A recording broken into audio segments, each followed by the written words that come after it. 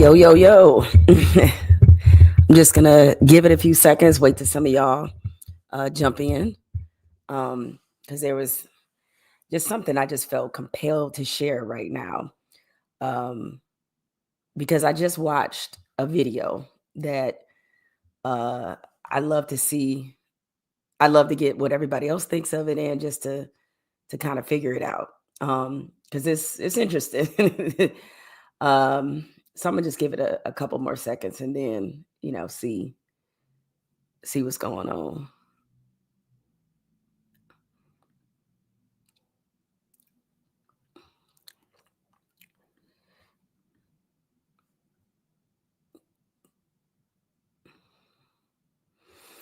All right. All right, Danny Marie, I see you in here. Just waiting for a few more people to join before I get to talking about what I want to talk about. And I guess, as I wait on people, I'll give a precursor. And if I have to repeat it, I have to repeat it. But I just watched the videos, or I should say multiple videos that are, it was Jess Hilarious from Breakfast Club and the young lady who's also on Breakfast Club as well. I think her name is Loren, and y'all tell me if I'm pronouncing her name correctly. Good evening to all y'all who joined. I see y'all popping up in here. So for those of you who may be aware, I don't know how much you are in these social media streets like that to figure out what's happening, but it did take place in open view on the Breakfast Club. So um, from what I know of the situation, Jess Hilarious, she's been on the Breakfast Club. I know she took some time off because she had a baby. And then I know Loren was kind of doing her job, and she's also a producer on the show. And I saw recently that another comedian, Corey Holcomb is his name, he had some comments about these two. And it seemed like he was tearing Jess down a little bit. And, basically, I think y'all probably know or remember this from school. Like somebody always try to instigate some shit on a situation that doesn't involve them, but they be the main one that started it. And next thing you know, they have successfully created the beef. And maybe some of this was like underneath the surface, but he kind of brought it to light. So I'm watching these two women who both appear very talented. I'm watching them have this very public, it's like they let us in on their production meeting, because these are the kind of conversations that definitely go on. I can speak from a television network standpoint that they definitely go on behind the scenes there. And, a radio show or radio/TV show like The Breakfast Club, I'm sure they have these kind of conversations all the time, right? But for some reason, for me, and I guess being a woman in a male-dominated industry, it really kind of saddened me to see these two have this kind of discussion in public. Like it feels like this is something they're going to be able to patch up and get over. But it kind of reminded me of a larger problem that sometimes can occur across all industries. I can only speak to the media. And there is always, by design, so many things that pit women against each other. And I hate to see, two women who should be enjoying the fact that they both have access to this national platform, that, that this is something that, they've been fortunate enough to have. But to see this play out so publicly, I think it's a misstep. It doesn't look right when you see people, especially two Black women on a platform as big as the Breakfast Club, and there appears to be some tension that has spilled out now into the public. Like I saw some of Jess's comments about how she felt like when Corey Holcomb came after her that they didn't protect her or say anything, or they see people talking about it on the internet. And that maybe they didn't come to her defense enough. The problem is, though, the people on the internet that have opinions about whether or not Jess should be in that job, or opinions about how she does the job over real, independent of this, they're going to have those opinions. It's like, you can't get caught up And listen, I certainly do it. I'm not going to throw a rock from this glass house. But when you start allowing the people in the comments to kind of impact your work situation, just in the sense of like, um, you care too much about what they say about you, and maybe it's digging kind of at a scab in a wound, because a lot of women go through this, especially women who, have kids, have to leave a job, and they worry about what their position will be when they come back. um that's something that a lot of women experience, and so there's understandably a natural kind of insecurity that can be there. And so I don't want to come off like I don't even know Jess Hilarious. I don't know either one of these two women, but I do know in the business that I'm in, women are constantly pitted against each other. They have us fighting over crumbs, fighting to be seen, and the situation usually winds up bad for us.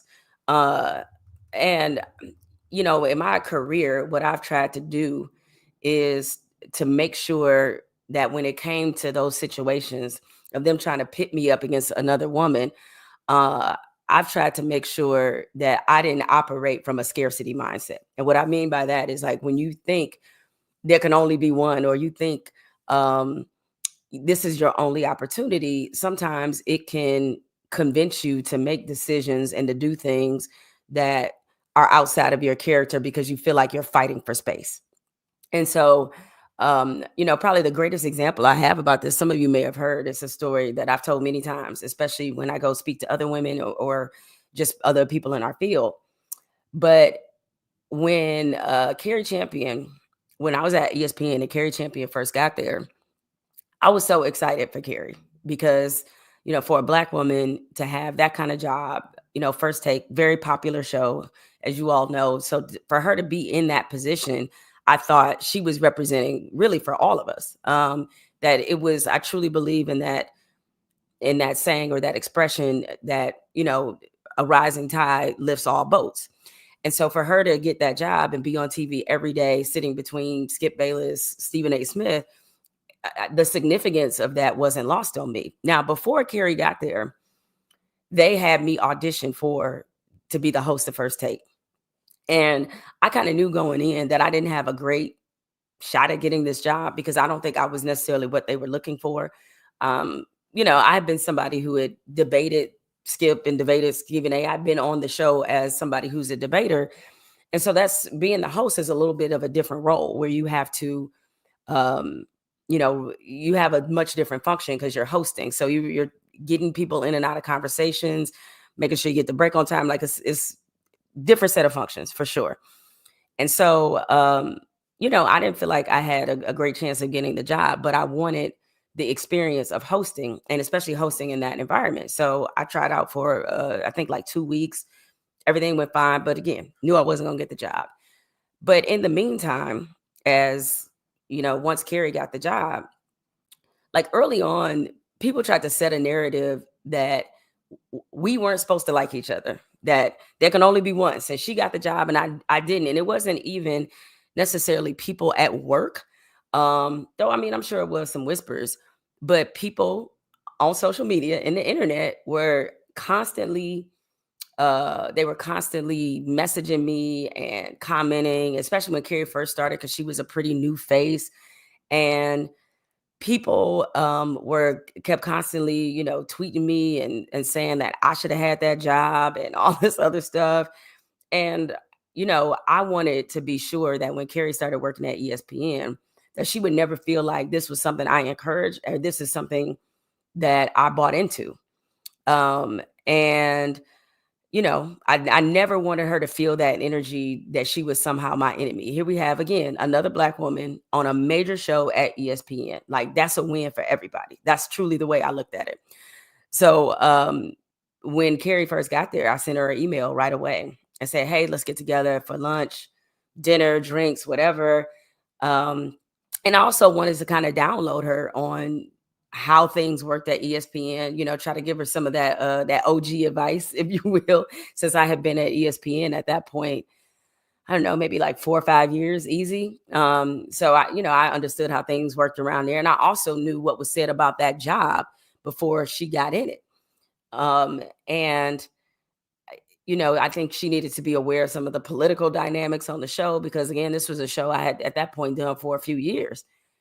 And so, yeah, I reached out to her just to make sure that narrative never locked in to where people could say that I didn't support her or try to start a wedge between the two of us. Because considering how few Black women come through ESPN, is not a good look, generally speaking, if we're not all cool on some level, or at least have some level of professional respect. Sometimes that gets challenging because everybody that walk up in there that looks like you ain't a friend. All right. So, but I wanted to make sure that, at least Carrie knew that I was there to fully support her. Now we still laugh about this to this day. So I sent her this email. It took Carrie ass probably like a good month to respond to me. And at first I was like, thinking to myself, who does ever think she is? Ignoring me. I was like, oh no, she gonna be my friend. She is gonna be like, I don't care if she like it or not. She is gonna be my friend. I'm gonna force this situation. And so it turns out that it was nothing nefarious. The reason uh, that she didn't respond as quickly as I would have wanted her to is because she didn't know how to work the email system. So when she did finally get the email, she responded. We went out for drinks, dinner and drinks, and we still laugh about this part to this day. Is that I overloaded her with information, and she told me, she kept it real. She told me that it made me or it made her question what my agenda was because if you just get to a place, you go out with a fellow coworker, because again at that point we don't know each other, but we had some mutual friends, and the mutual friend, um uh Carrie was really good friends with my best friend, and so the best friend had told Carrie like, hey, I think you're gonna like her, I think you guys will hit it off, y'all should definitely link up once you get to ESPN. So all good. But trying to put her up on game, I probably gave her a little too much at the beginning. So maybe at that first meeting, I think she thought I came off kind of strong. And she wanted to make sure I wasn't trying to like sabotage her on the low by telling her, look out for this, look out for that. And maybe that wouldn't be her experience. Maybe her experience would be different. But again, I'm just trying to share what I've learned in my time there. But nevertheless, over time, we just started hanging out, became really tight friends. And being at ESPN during that time, it was such a blessing that we developed this friendship, because you know how it is later on in your life, you start really buying into the no new friends concept and thinking like, I've made all the friends that I'm gonna make.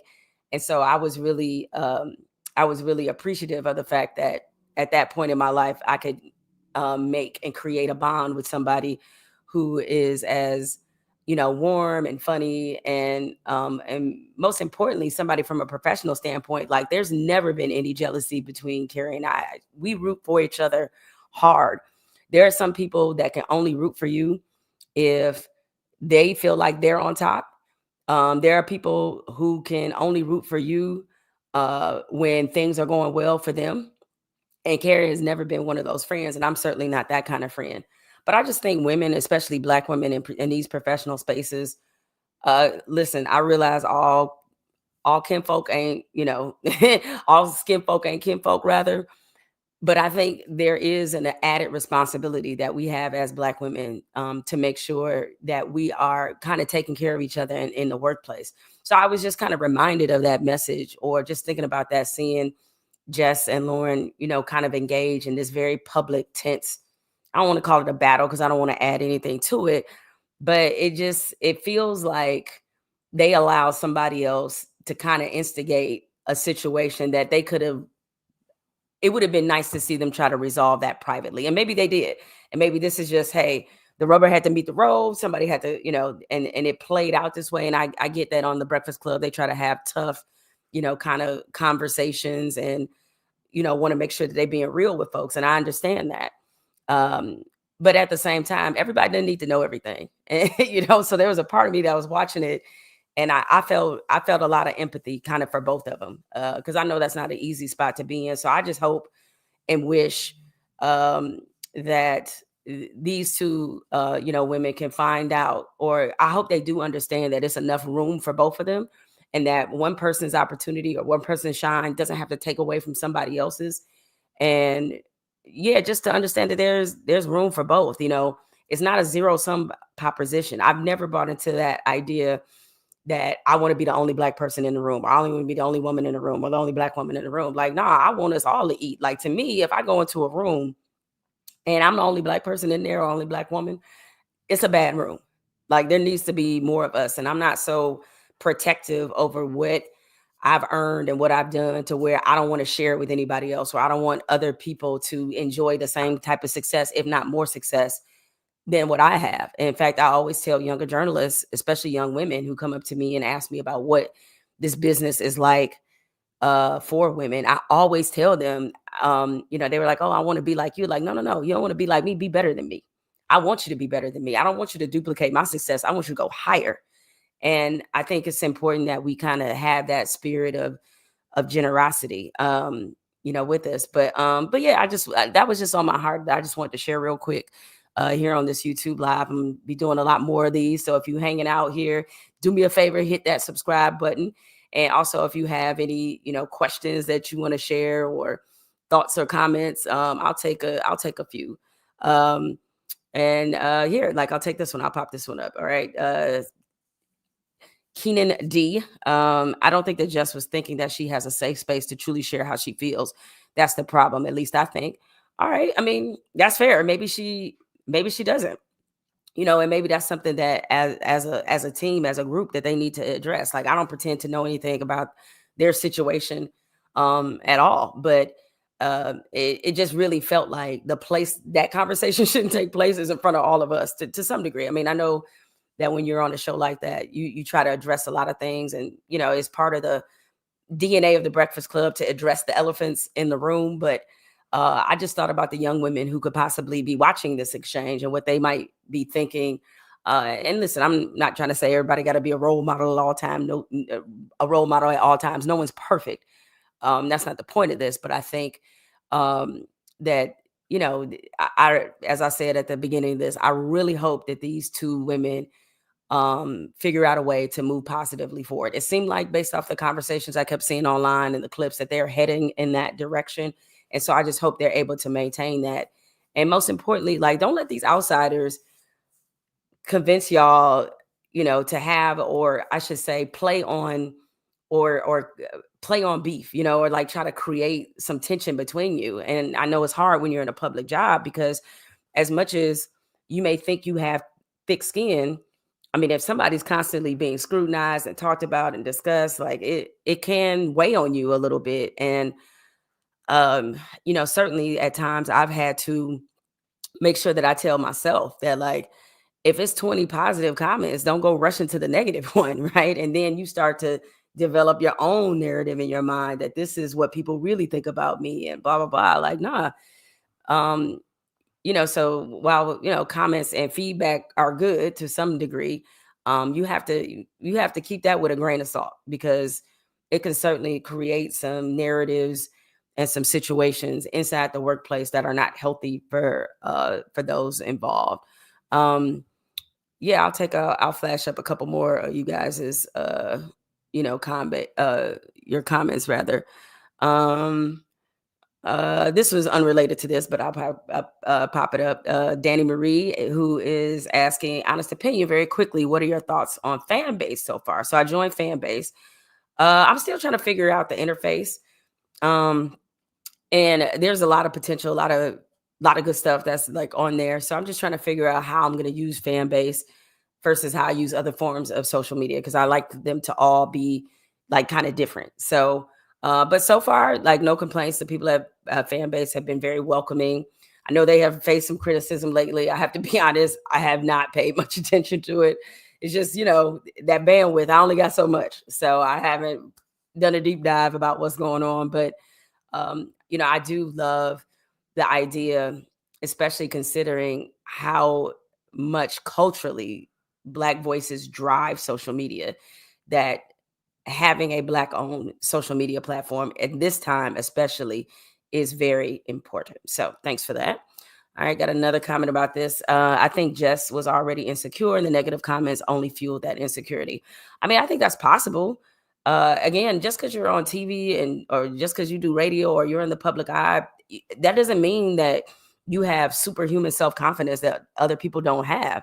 I mean, some of it, you might be even more sensitive than what people think because you are constantly scrutinized. You are, um, somebody who's nitpicked a lot. I remember one time I was doing a 6 o'clock sports center and I thought we had a really clean, really solid broadcast, was real happy with how that day went. And some some dude, he tweeted me and he didn't like my boots.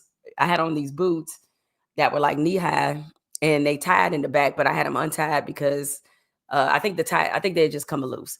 And he was just so obsessed with these boots that it was just like, dude, I just gave you a full hour broadcast of the sports news of the day in a very entertaining fashion. And you care about my damn boots? Like, what are we doing? you know? So so sometimes, yeah, those things, even though I don't care what he thinks about my boots, the fact is that when you're in public, you're going to be scrutinized, how you look, what you say, all that. And it naturally can drive your insecurities, or it can play on something that you already might have been self-conscious about. And it can like bring it further, further to light. Okay, got another question here. Are you going to be active on Spill? Yes, I am on Spill, getting increasingly more active as again I sort of figure out what's the vibe there. But I love Spill. I've met some folks behind the scenes, really good group, really good folks. And I think I've enjoyed the experience so far. Um so yeah, having a good time on Spill. And so if you guys aren't on Spill, another black owned social media app, you should certainly use it, especially again, it's really important now. um, let's see. All right, maybe one more before I break out of here.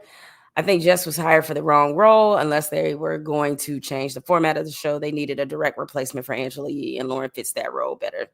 But my pay grade. I am not in charge of Breakfast Club decisions, but again, what I will say is that like that's part of what you just said is part of like what the scrutiny that comes with this job. And so um you have people, and I'm not saying you don't have a right to this opinion, but so please don't read it that way, Brian S. But in every job that you have in media, there are going to be people who think you deserve the job and people who think you didn't, and you have to contend with both. And sometimes, especially if you're fitting into a new role or just trying to figure out how you can make it yours, sometimes that is even more difficult when you have an entire public that also has opinions about how things are playing out. Um, so yeah, I mean, I can everybody's gonna have thoughts about who should have it, who shouldn't, whatever. But um, that's kind of the tough stuff that comes with it. All right. Ryan Harrison, the conversation should have been with HR. And I don't know about that because, HR ain't always a person to have that conversation with. It should have been with HR. That public conversation did not protect either party. I think the idea to do this segment lacked professionalism. Hey, as I said, I think, that's part of the DNA of the Breakfast Club is giving people real conversation and being authentic. But I understand, as a viewer, because I certainly had that impression of, ooh, I don't know, like I don't know if it did either of these women a service to have to kind of air all that out and be, did they feel like they could even be vulnerable in the way that they needed to be because they have an audience that's watching it at that time. But I'm sure there's probably many conversations that either have or will be taking place behind closed doors as they figure this out. All right. Omar Harvey here from Bermuda. Oh, okay. Continue to be your authentic self. Much love and respect. Continue to inspire. Be a woman of excellence and integrity. Well, thank you, Burmy777. I do appreciate that. One thing I'm trying to get better at is receiving compliments. So I certainly appreciate yours. Anyway, thank y'all for joining me real quick. That's all I got. That's all I had to say. Don't want to overstay my welcome here.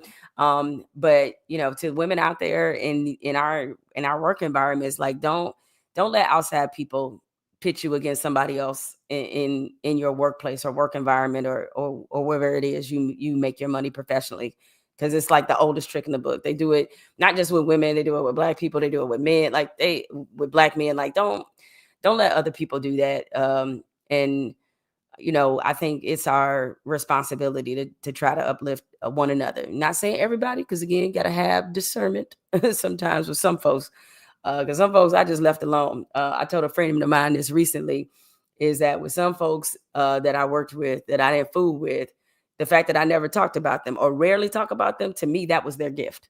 If I ain't said nothing about you, sometimes that's your gift, right? And that's about as much as I can give. So anyway, y'all be easy out there.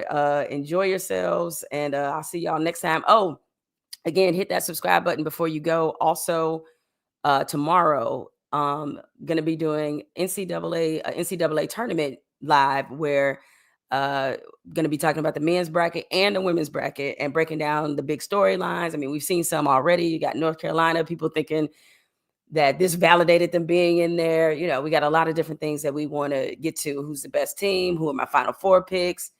National championship picks. So going to be doing that tomorrow at 10 a.m. Pacific. So make sure that you join in. And if you got your tournament questions or whatever, or just want to chop it up, make sure you join. So I'll see y'all then, and take care.